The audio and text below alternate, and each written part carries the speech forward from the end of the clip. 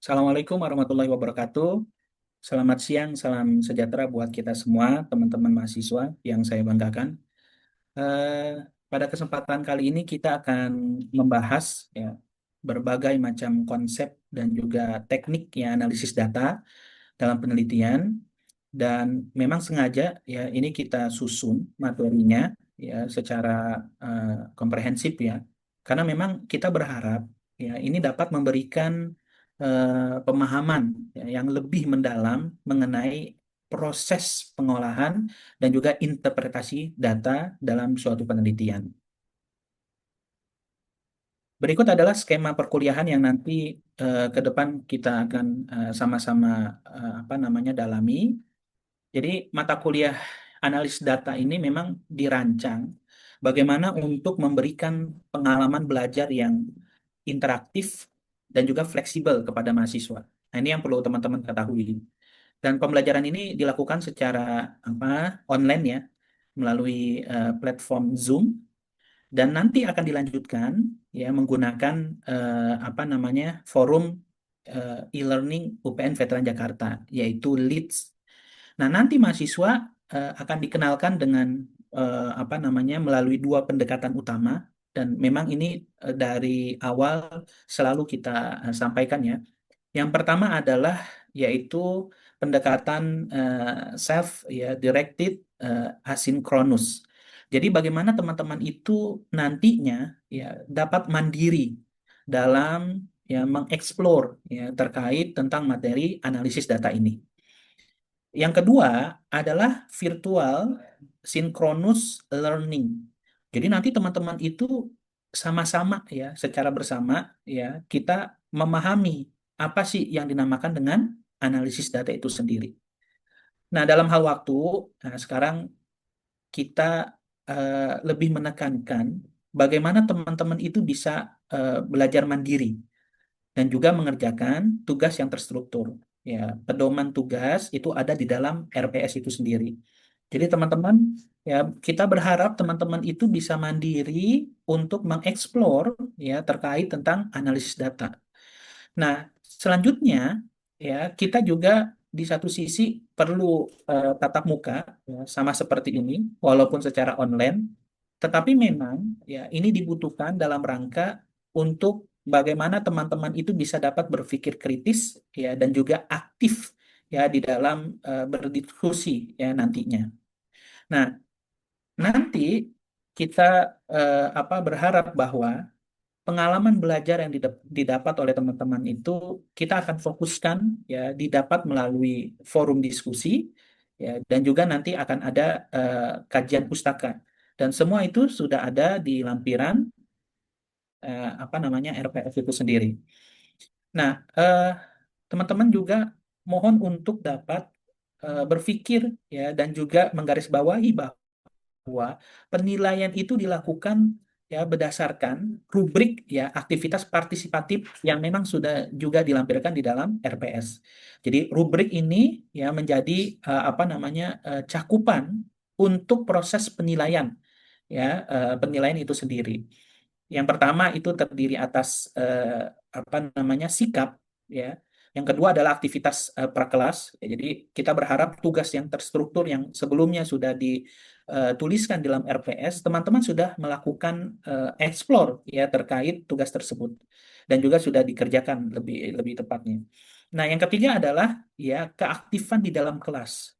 Ya, kenapa keaktifan di dalam kelas ini penting? Karena memang ada materi yang dimana itu bisa digali lebih jauh ya dengan adanya diskusi ya sehingga apa penilaian keaktifan di dalam kelas itu menjadi sesuatu yang bisa dapat meningkatkan critical of thinking ya kepada pada teman-teman.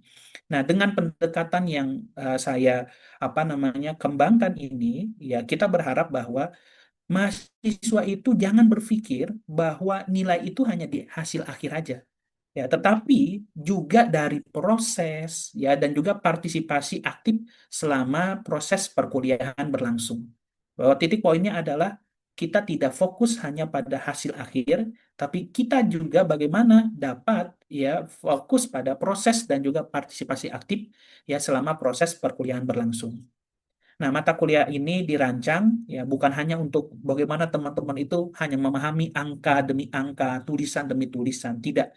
Tapi bagaimana teman-teman itu bisa mengasah logika dan juga bisa berkolaborasi ya dengan teman sebaya ya dalam dunia akademik dan juga profesional itu sendiri. Dan mudah-mudahan nanti dalam prosesnya kita bisa dapat menggali lebih jauh ya apa itu analisis data. Sebelum masuk lebih dalam, mari kita pahami terlebih dahulu apa sih itu data. Ya. Data adalah kumpulan fakta yang mengandung informasi. Informasi apapun yang bisa menunjang daripada suatu penelitian itu sendiri. Data ini diperoleh dari sumber-sumber yang ada di lapangan. Dan biasanya itu digunakan untuk apa? Untuk memecahkan masalah atau menjawab pertanyaan ya dalam suatu penelitian. Dan biasanya data itu menjadi dasar utama untuk penelitian kita, baik itu penelitian yang kualitatif ya ataupun juga penelitian kuantitatif. Jadi tujuannya adalah bagaimana ini sebagai dasar utama ya dalam suatu penelitian itu sendiri. Eh, Mengapa kita perlu menentukan sumber data itu sendiri? Ya, jadi eh, kenapa kita perlu? Ya, karena memang inilah yang pada akhirnya ketika kita memerlukan suatu data, kita harus tahu dulu, ya, kita harus tahu dulu seperti apa sih klasifikasi daripada sumber data itu sendiri. Nah, sumber data itu dapat diklasifikasikan menjadi tiga kategori. Yang pertama,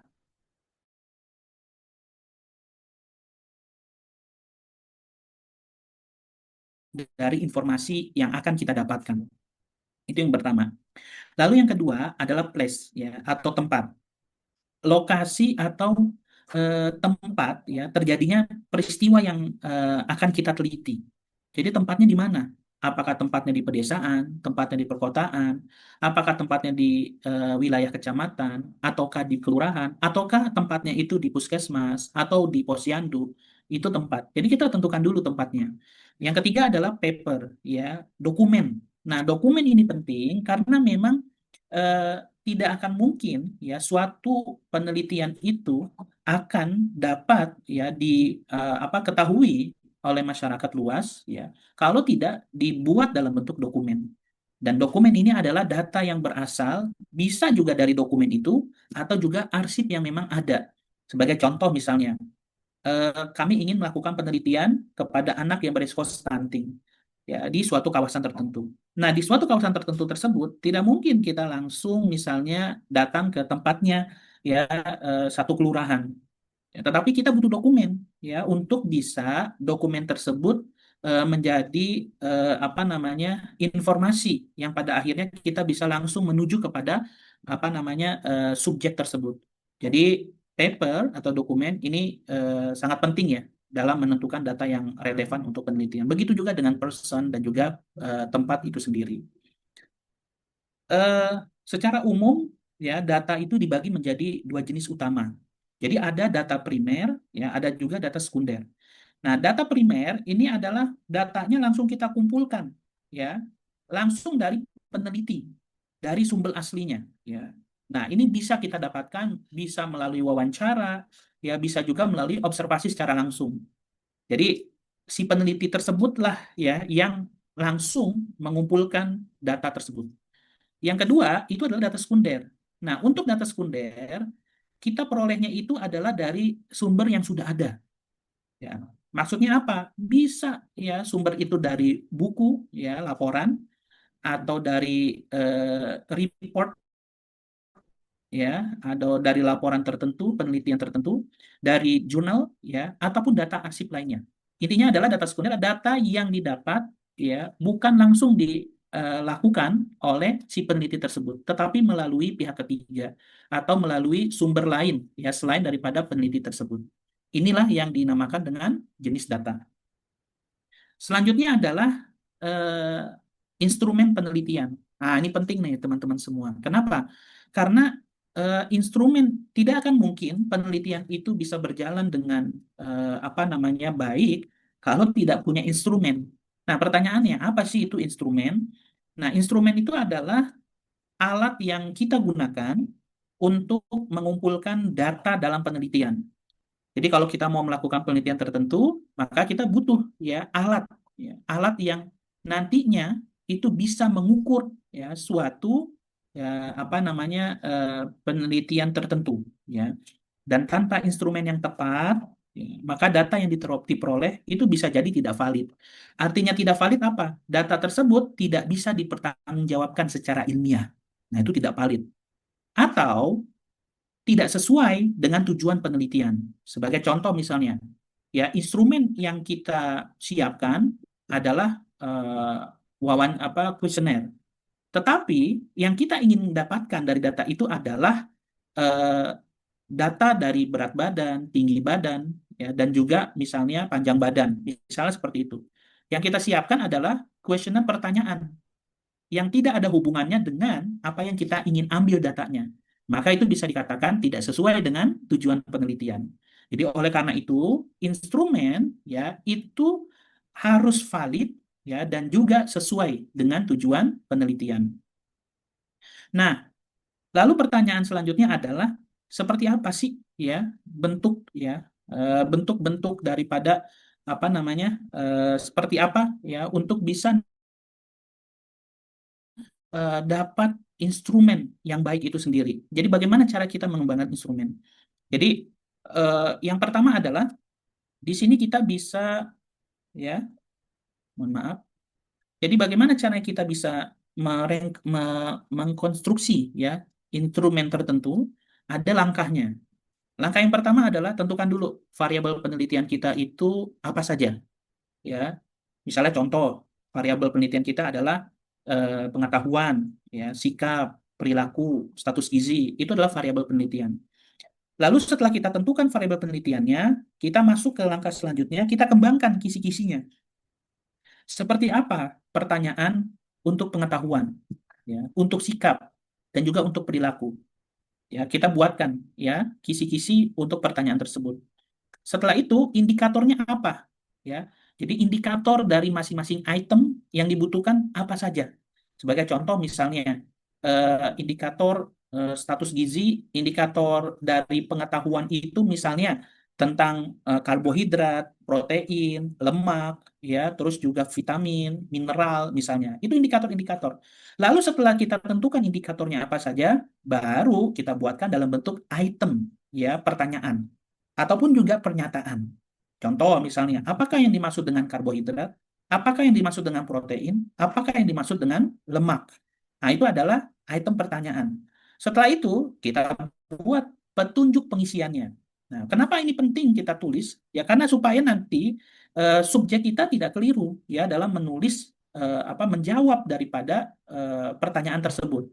Contoh misalnya, pertanyaan untuk pengetahuan multiple choice A, B, C, D Sedangkan pertanyaan untuk sikap itu adalah dalam bentuk skala Likert, setuju, sangat setuju dan sebagainya. Jadi pertanyaan yang jawabannya itu adalah setuju skala Likert sangat tidak setuju, sangat setuju tidak setuju, netral setuju, sangat setuju, misalnya seperti itu. Artinya kan berbeda. Kalau misalnya berbeda, maka kita perlu untuk membuatkan petunjuk pengisiannya agar tidak terjadi kekeliruan. Lalu setelah itu kita lakukan finalisasi dan setelah finalisasi baru kita perbanyak untuk untuk mendapatkan data yang peneliti inginkan. Nah, ini adalah langkah-langkah bagaimana kita bisa mengkonstruksi daripada instrumen atau alat untuk menunjang penelitian itu sendiri. Nah, ini ada proses dari analisis data itu sendiri Jadi sebelum sampai ke analisis data, kita perlu adanya semacam kita kumpulkan dulu datanya. Jadi sebelum dianalisis, kumpulin dulu datanya. Nah, setelah nanti data itu dikumpulkan, baru kita masuk ke tahap selanjutnya, di tahap pengolahan itu sendiri. Nah, di tahap pengolahan, ini ada beberapa tahap yang perlu kita lakukan. Yang pertama adalah kita perlu melakukan reduksi data. Mana data-data yang dianggap itu nanti bisa dikatakan tidak valid atau datanya kurang sempurna. Nah, kalau memang dirasa data itu kurang sempurna, maka kita perlu lakukan reduksi ya. Jadi data yang tidak valid itu kita exclude kita keluarkan dari data responden yang akan kita lakukan analisis Lalu kita setelah itu kita display, dan setelah di display baru nanti kita berikan kesimpulan, ya, atau melakukan verifikasi data itu sendiri. Setelah itu kita lakukan analisis itu sendiri, ya. Nah, ini adalah interaksi, ya, ini adalah apa namanya, alur, ya, diagram alir terkait tentang interaksi tahap analisis data itu sendiri. Jadi yang perlu kita sampaikan di sini adalah eh, data yang kita dapatkan itu, data untuk sampai di analisis itu punya circle-nya, ya, punya siklusnya. Dan proses siklus ini nggak sembarangan, ya, nggak bisa sembarangan. Seperti apa interaksi tersebut? Jadi dalam tahapan analisis data, dia itu saling berinteraksi. Jadi setiap tahap, ya, mulai dari pengumpulan data, terus lalu juga ada reduksi, lalu kita sajikan datanya, lalu kita tarik kesimpulan dari hasil, ya, penyajian data tersebut, itu dia harus dilakukan secara berurutan, ya. Dan dia harus sifatnya mendukung, ya. Agar apa? Agar hasil penelitian itu bisa lebih kredibel. Jadi dia tidak boleh melompat, dia circle tapi berurutan, nah, sekuensial, dan dia tidak acak, ya. Kalau tahapannya dia lewati, maka bisa dikatakan tahapan analis data itu bisa dikatakan tidak valid. Tetapi kalau dilakukan secara sekuensial, maka bisa dikatakan data itu valid, ya. Data yang sudah dianalisis itu valid. Nah, ini yang mungkin diperlukan untuk apa namanya, kita semua. Sebagai contoh untuk apa namanya, reduksi data itu sendiri. Reduksi data itu adalah proses yang dilakukan untuk apa sih? Ya, untuk menyaring, lalu juga untuk merangkum, ya, data yang memang relevan itu sendiri, gitu. Ya. Nah, dalam tahap ini kita ini sebagai peneliti, ya, itu diminta untuk memilih hal-hal yang memang akan dijadikan sebagai eh, jadi kalau ada data yang dirasa itu ternyata tidak clear, buang, gitu. Ya, kita exclude, ya. Dan reduksi data ini memungkinkan kita untuk bisa fokus pada aspek yang paling penting. Misalnya pertanyaan dari instrumen yang sudah kita buat itu ada 1.000. Tetapi sebenarnya dalam penelitian kita itu yang dibutuhkan adalah misalnya 900. Maka untuk yang 100, ya, yang dirasa itu bukan menjawab daripada penelitian kita, exclude, ya. Dan itu dibenarkan. Ya, kenapa? Karena reduksi data itu memungkinkan data yang kita dapatkan sesuai dengan tujuan penelitian yang kita sudah buat. Selanjutnya adalah terkait tentang penyajian data. Jadi data udah direduksi nih, ya, teman-teman semua. Langkah selanjutnya yang kita lakukan apa? Sajikan datanya. Gitu. Jadi kalau udah direduksi, datanya harus disajikan. Selanjutnya verifikasi dan kesimpulan narasi. Nah, tahap ini adalah tahap di mana kita ini diminta untuk menarik kesimpulan. Ya, kita diminta untuk menarik kesimpulan awal berdasarkan apa? Berdasarkan data yang sudah kita kumpulkan dan juga kita lakukan analisis itu sendiri. Untuk memastikan, ya, simpar data yang sudah kita ambil itu sendiri. Nah, verifikasi ini bisa dilakukan dengan apa? Kita cek dulu datanya yang ada, atau dengan melakukan triangulasi untuk mendapatkan bukti yang lebih kuat. Jadi setelah tematisasi, kita bisa lakukan triangulasi. Ya, supaya apa? Supaya kalau dirasa ada menjawab daripada tujuan penelitian kita, maka itu bisa kita lakukan exclude, ya, walaupun sudah ada kesimpulan awal yang tadi sudah disampaikan. Selanjutnya adalah terkait tentang pengujian keabsahan data itu sendiri. Nah, apa yang dimaksud dengan absah, apa namanya, yang kita bisa pahami secara bersama, gitu. Ya, jadi, ya, sehingga kita harus tahu dulu seperti apa sih apa proses tersebut, gitu. Absah, sah, gitu. Jadi keabsahan itu akan sangat penting karena memang dia tugasnya adalah untuk memastikan bahwa hasil penelitian itu dapat dipercaya. Makanya kalau dalam suatu penelitian, kadang pihak jurnal itu meminta, ada tidak bukti keabsahan datanya, ya. yang sudah disesuaikan dengan template dari masing-masing jurnal tersebut. Jadi ini penting nih, ya. Kenapa? Karena memang bisa dipercaya nggak, ya, apa namanya, penelitian yang sudah kita buat dalam bentuk laporan tersebut. Nah, pengujian keabsahan data itu dilakukan dengan apa, beberapa cara, ya. Jadi kita bisa ngecek dulu, nah, representativeness. Lalu juga ada nggak pengaruh dari peneliti nih, ya, terkait tentang data tersebut. Makanya subjektivitas peneliti itu sangat apa namanya, sangat sangat diperhatikan agar subjektivitas peneliti itu tidak mempengaruhi daripada informasi yang kita dapatkan dari apa, responden, ya, ataupun subjek penelitian kita. Lalu kita lakukan,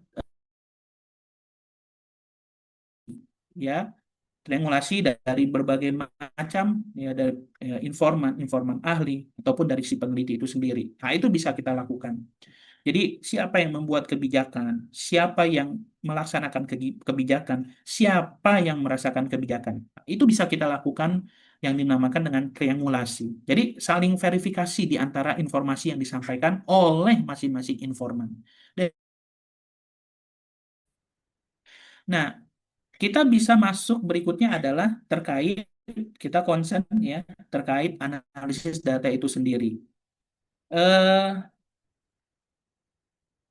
untuk analisis data, ya, jadi kita ketahui dulu, ya, bahwa yang dimaksud dengan analisis data itu adalah bagaimana kita bisa mendalami, ya, suatu fenomena tertentu melalui suatu.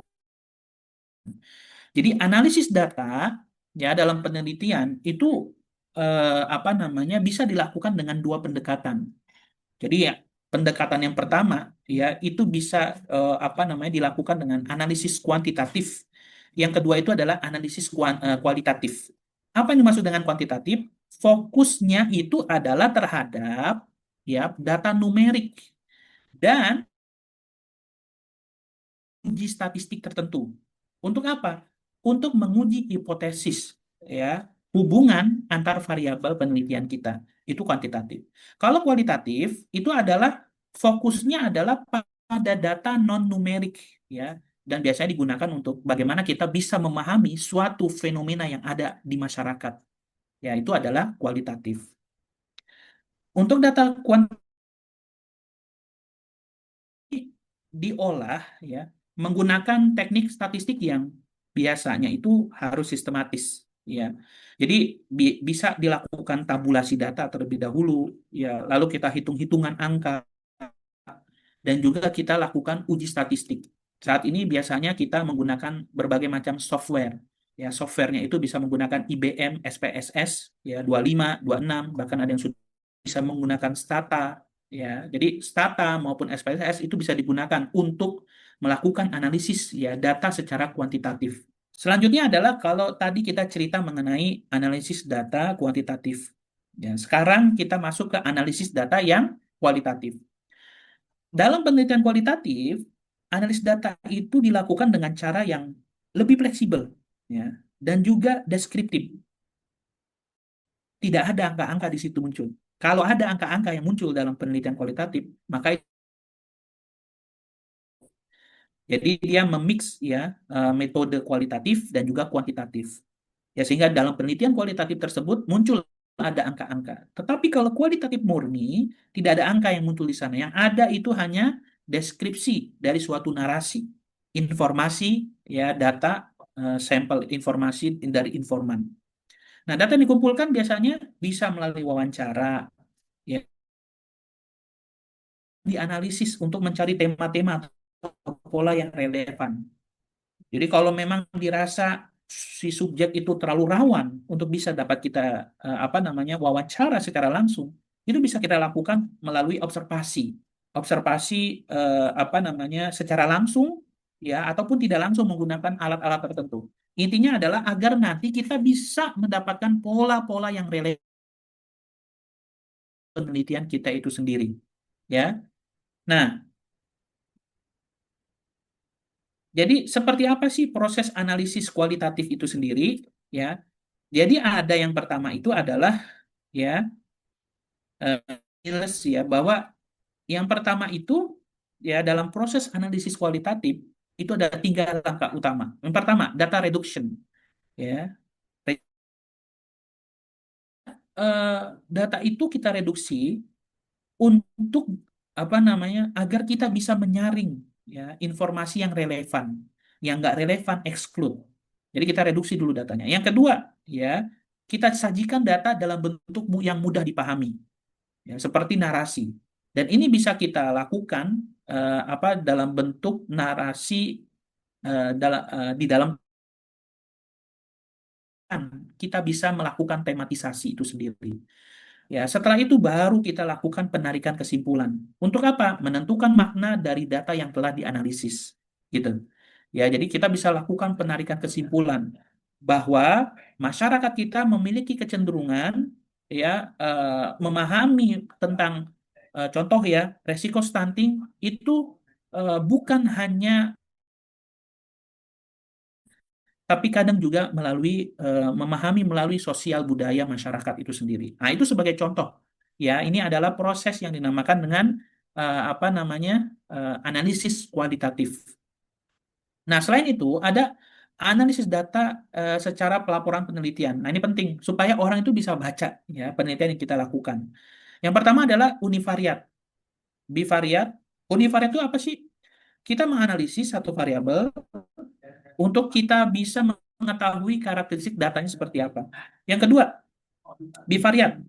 Ya, jadi kita menganalisis dua variabel untuk menguji ya hubungan antara variabel tersebut. Untuk menguji ada pengaruh tidak antara variabel tersebut. Yang ketiga adalah multivariat. Nah, ini dia lebih ya dari dua variabel untuk melihat interaksi. Ada tidak interaksi di antara variabel-variabel tersebut? Ya, dan mana dari variabel tersebut yang paling dominan ya terhadap apa namanya variabel yang lainnya. Nah, teknik analisis data itu ya selanjutnya kita bisa mendalami terkait seperti apa sih teknik analisis data yang kualitatif.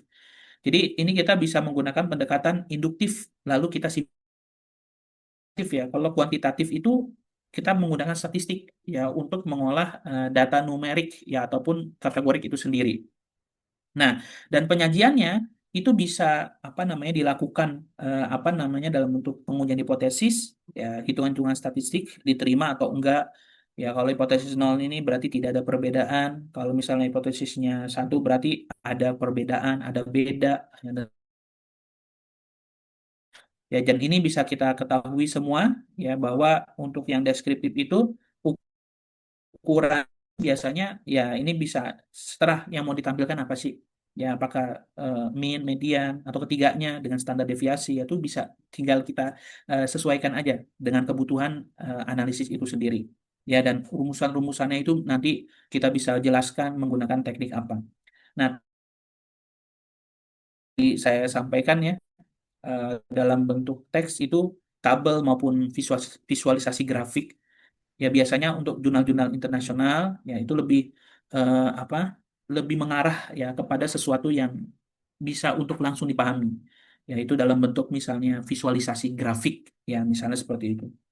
Lalu juga ada apa namanya ketentuan mungkin terus juga ada sumber-sumbernya dari mana ya karena ini penting gitu. Kalau untuk jenis grafik ini juga banyak sekali ya si apa namanya jenisnya dan ini semua pilihan disesuaikan dengan kebutuhan. Baik, mungkin itu saja yang mungkin dapat saya sampaikan.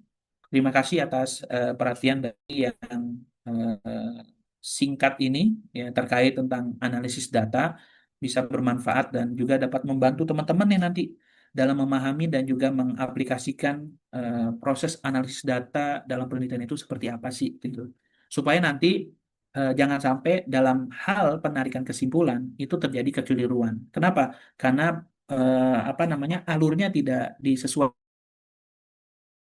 dibutuhkan untuk bisa sampai kepada penarikan kesimpulan suatu hasil data penelitian itu sendiri.